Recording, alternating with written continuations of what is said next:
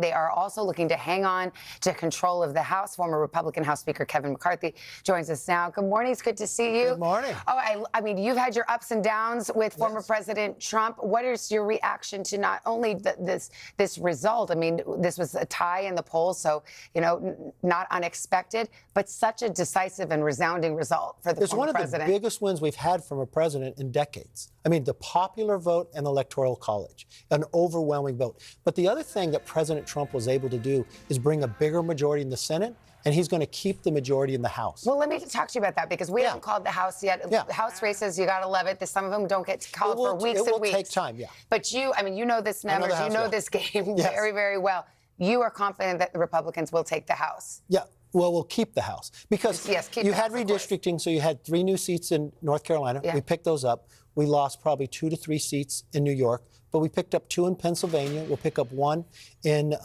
Michigan. We'll pick up Alaska. Do you think you'll increase your numbers? Probably only a couple if we do.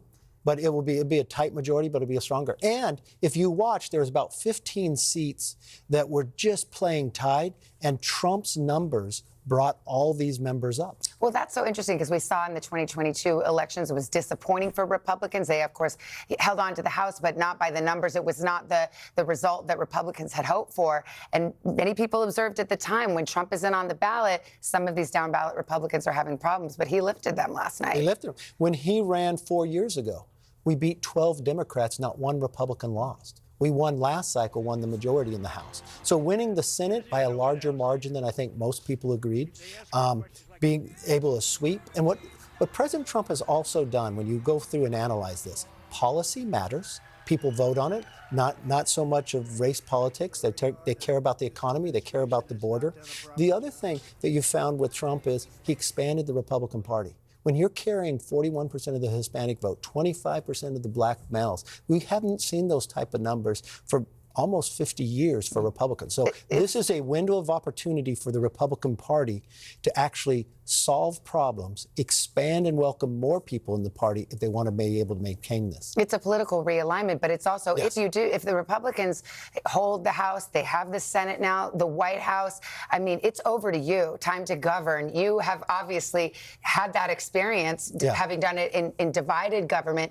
What do you think that will look like? Well, it's going to be a better place, because President Trump has the 10,000 hours experience. He's much better prepared to go in the job.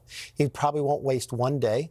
But you also, because of the Senate rules, you have reconciliation, so you don't need to go to 60. So you'll be able to deal with the tax bill coming up in a different way. I hope both sides come together and finish the job they're supposed to do this year before having President Trump sworn in. They got to finish the funding issue. They got to finish the debt ceiling. Give the president a honeymoon so you can govern and not hanging over impeachment or anything else. So we'll really see the country be able to come together for once. It's interesting you mentioned the debt ceiling, because it gets a little wonky, but this is that, you know, hold your breath moment every few months in Congress, where the Republicans, some members of the Republican House weren't willing to lift the debt ceiling unless there were budget cuts elsewhere, and we would be going to the precipice all the time. Do you think Republicans are going to be able to raise the debt ceiling if they need to, do this kind of, you know, boring humdrum stuff of running the government? Well, debt ceiling is different than just the budget of the government, because 2/3 of the Republicans voted for the debt ceiling. I was the speaker. And we actually had the biggest cut in history, $2 trillion, reformed welfare. We also did NEPA reform, hasn't done in 40 years. It's probably one of the strongest bills of accomplishment. And we were sitting in the minority of 5, not having the Senate or others. So we're going to have to deal with our debt.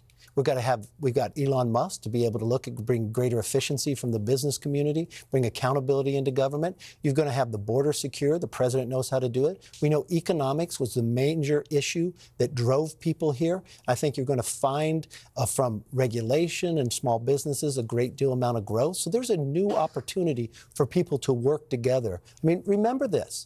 Our government is designed that one party can't have all control. You have to find compromise.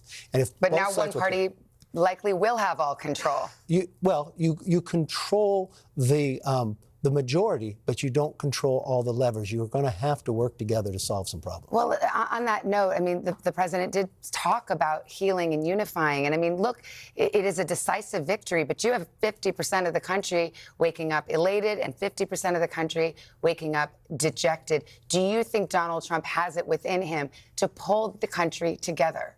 Yes, he's better prepared. I will tell you this. I've had calls from world leaders in other countries excited about what transpired here.